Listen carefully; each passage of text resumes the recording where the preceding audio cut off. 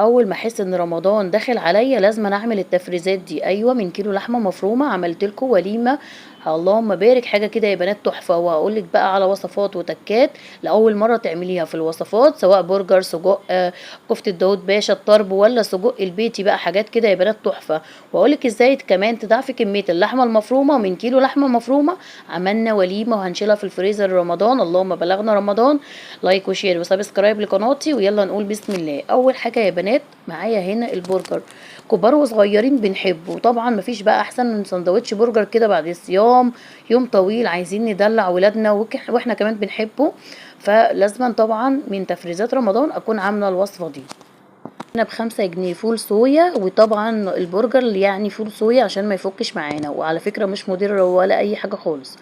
عندي هنا كوبايه ميه مغليه، حطيت عليها الفول الصويا وغطيته لمده ربع ساعه. تعالوا بقى نقول ايه البهارات معانا او التوابل اللي معانا للبرجر بتاعنا. كيس برجر طبعا، فلفل حار او فلفل عادي احمر بيبقى طعمه حلو قوي في البرجر يا جماعه. ما تستغربيش، التركيه دي بتاعتي انا والاول مره وحصري. هعمل لك البرجر بالفلفل الاحمر، عايزه اقول لك هيدي تيست حلو قوي. عندي هنا كيلو من اللحمه المفرومه، هقسمها على 4 تربع 4 تربع. هعمل معاها 4 اصناف. اللهم بارك، الصنف الواحد لو رحت جبته من بره هيكلفني اكتر من 200 جنيه. يعني شوفوا انا موفره قد ايه. اول حاجه هنا معايا ايه؟ الربع اللحمه المفرومه زي ما انتم شايفين كده، ده ربع كيلو. ده الربع ده اللي هعمل منه البرجر. تمام. عندي هنا بقى هريسة الشطة. طبعا لو انتي مش عايزاها حراقة هو مبيبقاش حراقة، هي بس انا بحط ايه، سنة بسيطة كده تديها ايه تيست بس، لكن هو البرجر مش هيبقى حراق ولا اي حاجة. لو مش عايزة تحطي حار حطي البارد، وتقدري تستغني عنها كمان، بس بصراحة بتفرق في البرجر بتاعي كتير.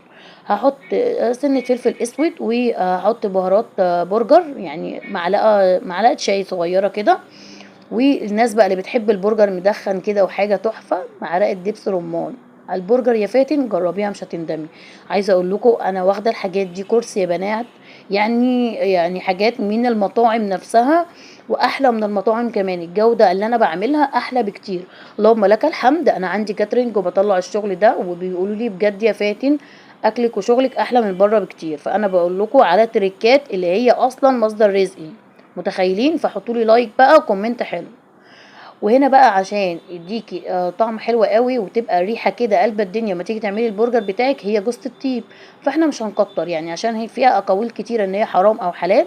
احنا هنعمل رشه بسيطه جدا بس تدينا ايه، ريحه. ادي الخلطه اهو زي ما انتم شايفينها اهو. تمام كده. كده بقى كان الربع ساعة عدوا، او تقدري كمان تخليها نص ساعة حسب الوقت بتاعك. يعني تنقعي الفول الصويا في مية سخنة حسب الوقت بتاعك. انا طبعا مستعجلة وعايزة انجز، فالربع ساعة حلوة قوي مش هيقول لا. هصفي بقى الفول الصويا ده قوي، انا مش عايزة فيه مية خالص، صفيه كويس قوي. طب انا يا فاتن مش عايزة احط فول صويا، انا مثلا بخاف منه، بس انا زي ما قلت لك هو صحي ما فيهوش اي حاجة. ابحثي كده على جوجل وهتلاقيه ما فيهوش اي ضرر لاولادنا. تمام. احسن على فكرة من البرجر اللي احنا بنجيبه من بره، يعني مليان حاجات صناعية ومش صحية خالص.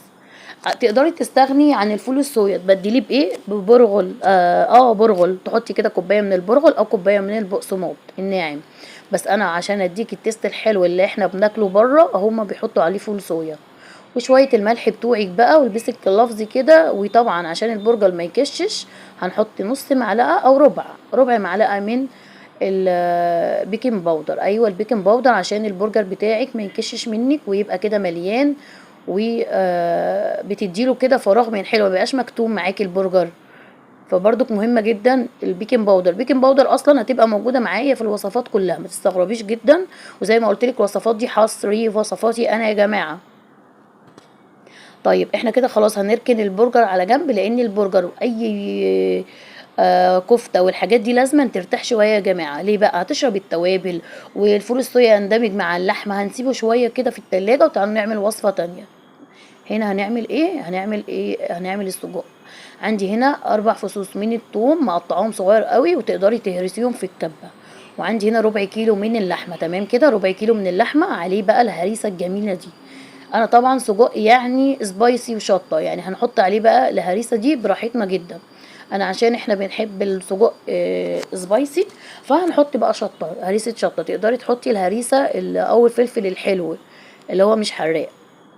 بس الفلفل بيديله تيست حلو قوي في السجق، يعني ده مش هقدر استغنى عنه. طيب حطي ايه، تقدري تحطي الفلفل الالوان الاحمر او الفلفل التاني ده، هيكون بارد برضو، ورشه من الفلفل الاسود. تمام. وطبعا زي ما قلت لكم البيكنج باودر معانا. طيب انا يا فاتن بحب كده السجق اكله مدخن.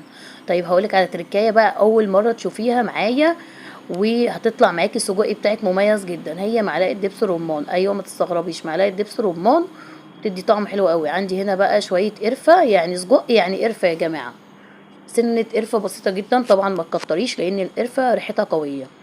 وعندي هنا السبع بهارات او بهارات سجق، تقدري تجيبيها من عند العطار، دي سبع بهارات. لو عندك بهارات السجق حطي، هتبقى احلى طبعا. بس طبعا السبع بهارات مش وحشه، جميله جدا. شويه الملح بتوعك بقى، وابتدي بقى البسي الجلافز او قلبي بايدك، يعني عايزه بص كل حاجه تتناسق مع بعض. شايفين بقى الخلطه الجميله دي، احلى سجق بيتي هتاكليه، سهل جدا على فكره السجق يا بنات. يعني ما تقوليش السجق صعب، لا ده انا اجيبه جاهز، لا لا، اعمليه في البيت انضف بكتير. الجاهز ده لو قلت لكم بيتحط فيه ايه هتصدموا، بس انا مش هقول لكم. طبعا كلنا عارفين يعني دهن ودهون ما فيهوش لحمه، لكن دي بقى لحمه يعني انا مخليه الجزار قاطعها وفارمها قدامي، حاجه كده نظيفه وجميله وبيتي يا جماعه يعني احلى بكتير من بره. هبتدي بقى البس الجلافز بتاعي وهعجن كويس جدا جدا لحد ما اتاكد ان كله تناسق مع بعضه. وهدوق كده لو عايزين على طرف ايدي، يعني عايز ملح تاني احط، مش عايز خلاص. تمام. السجق اهو. وهجيب بقى الهانك بتاعي، انا كان عندي هانك في التلاجة وده اللي شجعني اعمل سجق.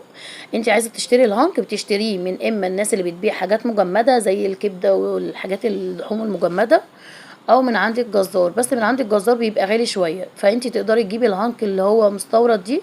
مستورد على فكره بيبقى حلو مش وحش، بس انا بصراحه كشغلي بشتغل ببلدي عشان ابقى صريحه معاكم وصادقه. تمام. ادي الهانك بتاعي اهو، حاطاه في ميه، لازم أنا احطه في ميه لمده ربع ساعه او اكتر. طول ما هو محطوط في ميه، طول ما انتي محافظه على الهانك بتاعك، هو بيبقى خيوط رفيعه زي ما انت شايفه كده. قعدت كده ربع ساعة في المية، وبعدين بعد ما قعدت ربع ساعة في المية أو أكتر جبت بقى القمع بتاعي. هاتي القمع اللي هو بيبقى رفيع خالص، البوز بتاعه رفيع خالص، وابتدي بقى دخليه في القمع بتاعك، بس بالراحة جدا. الحاجات دي عايزة طولة بال ومش صعبة ولا أي حاجة خالص، هي سهلة جدا. شايفين أنا دخلته كده في القمع بتاعي، شايفين؟ وهم بقى ربطاه من الطرف. أول حاجة تربطيه ربطة صغيرة كده من الطرف.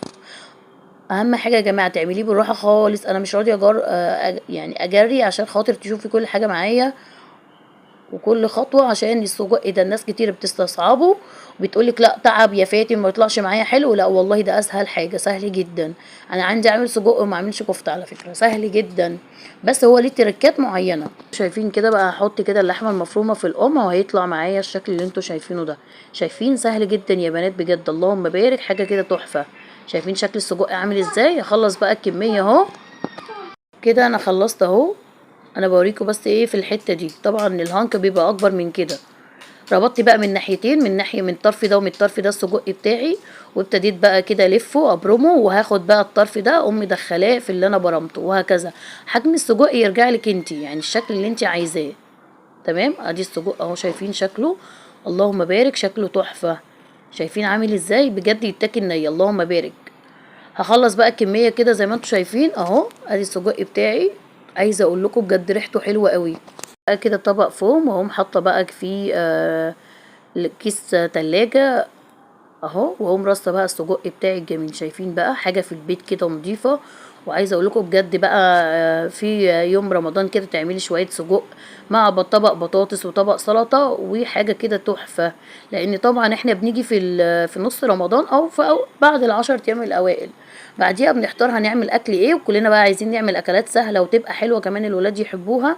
فطبعا السجق لازم يكون عندي في وصفات رمضان بصراحه. وكمان على فكره بستخدمه صينيه بطاطس في الفرن بالسجق، بتبقى حلوه قوي. جنبي كده طبق رز بشعريه وسلطه وحاجه كده، اللهم بارك. يعني السجق هينفعنا في حاجات كتيره قوي. طيب الوصفه اللي معانا تانية ايه؟ هي الكفته بقى، قصدي سوري، البرجر اللي احنا سيبناه في التلاجة شويه. تعالوا بقى نعمله ازاي. مكبس تقدري تعمليه في المكبس زي ما انا كده، لان ده طبعا زي ما قلت لكم ده شغلي، وانا دايما بعمله الجامبو الكبير كده. تمام. احنا هنعمله دلوقتي جامبو. طيب انا ما عنديش مكبس يا فاتن، تقدري تعمليه باي غطا عندك، مش هيقول لا، اهم حاجه يكون غطا تحس ان انت المقاس بتاعه مظبوط بالنسبه لك، سواء بقى صغير ولا كبير، الحجم اللي انت عايزاه. انا بحب كده البرجر بيبقى الجامبو حلو قوي. دهنت كده الكيس التلاجة ده زيت، وهبتدي بقى اجيب البرجرايه بتاعتي او الكوره من اللحمه كده، حجم متوسط، واقوم ايه ضغطه بقى زي ما انتم شايفين كده بالمكبس. عايزه اقول لكم بجد المكبس ده حلو ان هو بيديله الشكل الجميل ده. اللهم بارك، شايفين شكل البرجر عامل ازاي؟ على فكره البرجر ده حصري، محدش بيحط فيه تريكايه الفلفل ده، بس لو جربتوها بتدي نكهه حلوه قوي للبرجر، بيبقى طعمه مميز جدا. اهو زي ما انتم شايفين هعملها. اهم حاجه تدهني الكيس بتاعك زيت عشان ما يلزقش فيها ويطلع معاكي بكل سهوله. هجيب بقى كده برضو الكوره من اللحمه المفرومه، وابتدي اضغط في المكبس كده بالشكل اللي انتوا شايفينه ده. شايفين ايه ده؟ تحفه تحفه تحفه. طبعا بقى ممكن تعملي برجر وشويه مكرونه، سندوتشات برجر للولاد جنب طبق بطاطس وشويه سلطه في رمضان، حاجه كده تبقى تحفه، وبيبقى اكله سهله وخفيفه، وكمان الولاد بيحبوها جدا جدا. فطبعا من وصفات رمضان لازم يبقى عندي طبق برجر كده او طبقين، ببقى مطمنه كده وهم موجودين عندي. عندي هنا بقى بصلتين كبار مفرومين ناعم، وهصفيهم كويس جدا، وهاخد الميه بس. تمام، هاخد الميه بس يا جماعه، مش هاخد البصله بالميه. الميه دي هقول لكم هنعمل فيها ايه، تشيلها بقى في التلاجة، تتبيله بانيه، تتبيله فرخه تكه، مش هتقولك اي لا. ميه البصل دي كنز اصلا، طول ما انا عندي ميه بصل في التلاجة والله يا جماعه ببقى مطمنه. فانا ايه، خدت كده بصلايه كبيره فرمتها، وخدت ايه التفل بتاعها، وسبت الميه بقى هحطها في كيس كده، احطها في التلاجة. هنا عندي بقى ربع كيلو من اللحمه تاني اهو، يبقى ده تالت ربع هيبقى معانا. هنعمل ايه؟ هنعمل كفته الحاتي اللي التحفه الرهيبه دي. انا اللي كنت بشرى على الكفته دي ليا، تمام، عشان الكفته يعني نسبه دهون. طب انا ما عنديش ليا يا فاتن، تقدري تحطي بوش، مش دهن، مش مش سمين، بوش. قولي للراجل بس انا عايزه ايه، حته بوش صغيره، لو انت بتفرمي اللحمه عنده هيديها لك ب20 جنيه ولا حاجه. وهحط بقى بهارات الكفته زي ما انتم شايفين، ملح وفلفل اسود اهو. الملح طبعا حسب الرغبه يعني ظبطيه وبس. هي دي الكفته، ما فيهاش اي افتكاسات تاني، وما تحطيش اي حاجه، لان هي دي الكفته. لا تحطي عليها بيض ولا الاختراعات اللي انا بشوفها على النت دي، انا بتصدم بصراحه. دي طريقه الكفته اللي بتاكليها في المطاعم وبنقول الله طعمها حلو وجايبه ريحه لاخر الدنيا. دي اسمها كفته الحاتي، ما فيهاش اي افتكاسات خالص.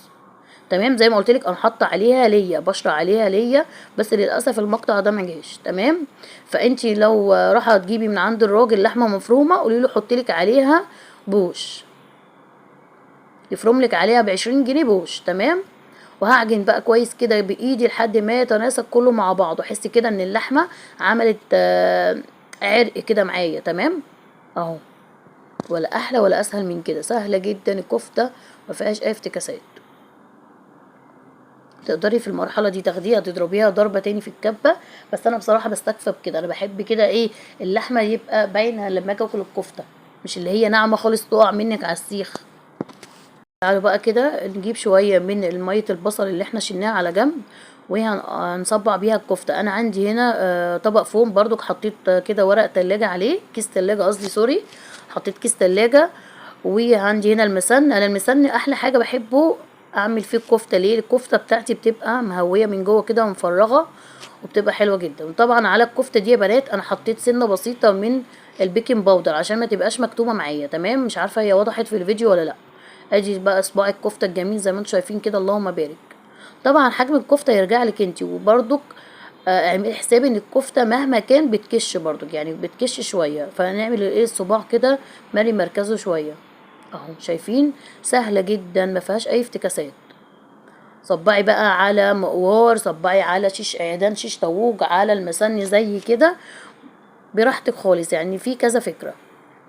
هبتدي بقى اصبع كميه اللحمه المفرومه، وطبعا بعوز ايدي من ميه البصل، بتدي طعم حلو قوي للكفته، وكمان بتسهل عليا التصبيع، يعني بيبقى سهل عليا ان انا بصبعه الكفته. اللهم بارك، حاجه كده تحفه. هنركنه على جنب بقى. وعندي كده خدت من الكفته شويه صغيرين، هعمل ايه؟ هعمل طرب. ايوه، انا بقى عايزه ادلعهم كده، فقلت في يوم لما اطلع طبق الكفته ده اطلع الطبق الطرب، ونعمل كده ايه شوي كده، لان بجد الواحد في رمضان بيحب يغير.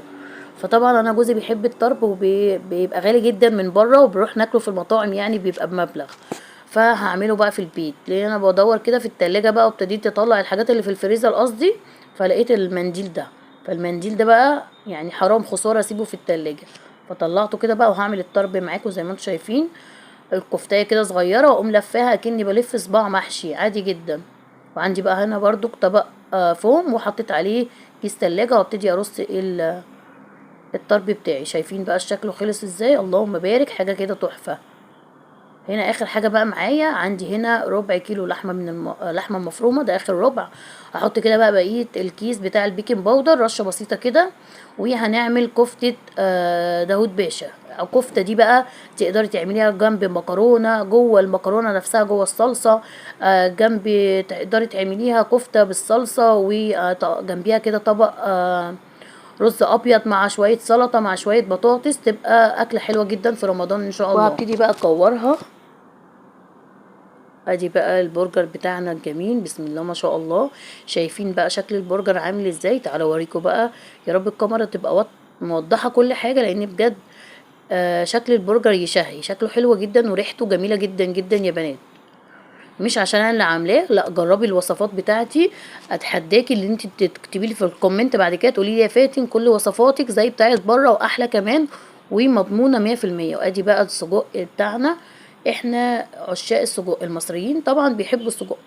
فطبعا في رمضان ما يحلاش بقى غير شويه سجق كده جنب، زي ما قلت لكم، شويه بطاطس، و تقدري تعملي جنبيها شويه مكرونه، تبقى اكله حلوه قوي. ولا الطرب بقى وجماله.